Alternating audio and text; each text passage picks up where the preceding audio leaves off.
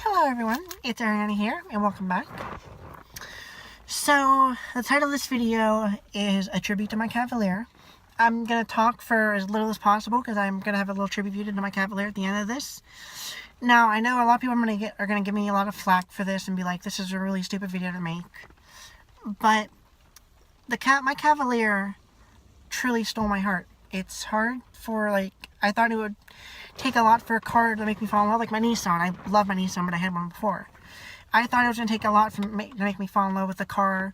And my Cavalier, when I first got it 2 years ago, never in my life did I think I would fall as in love with the car as I did.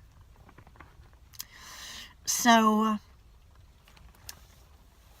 I don't even know where to begin. I've been really, lost for words, and I'm actually really sad. It's kicked the bucket finally. It's done.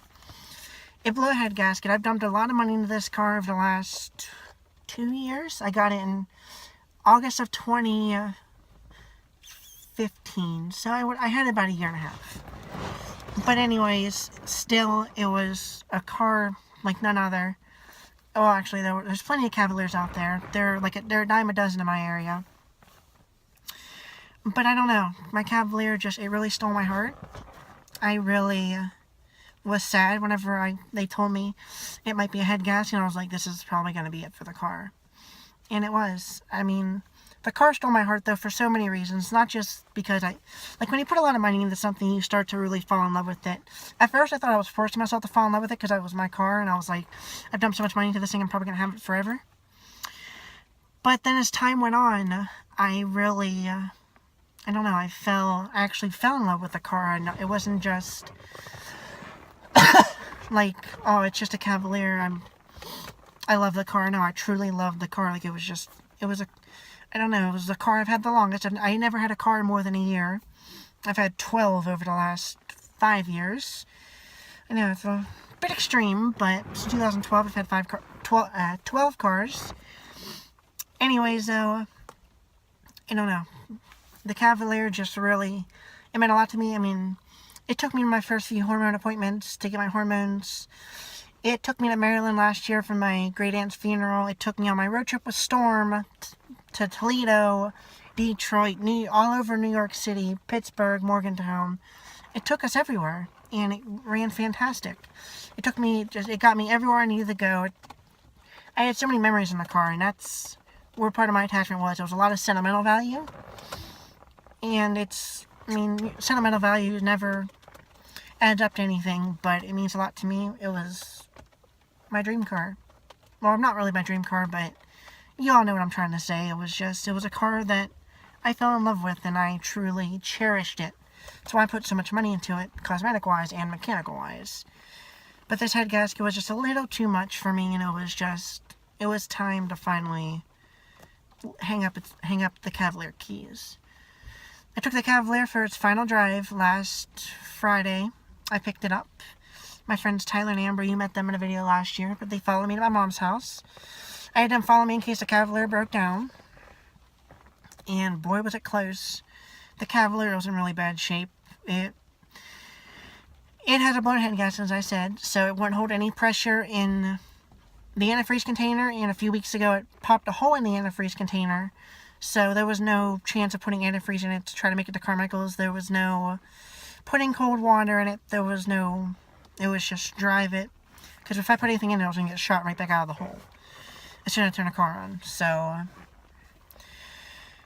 the Cavalier, I know as I keep looking down, looking around, I don't know, I'm really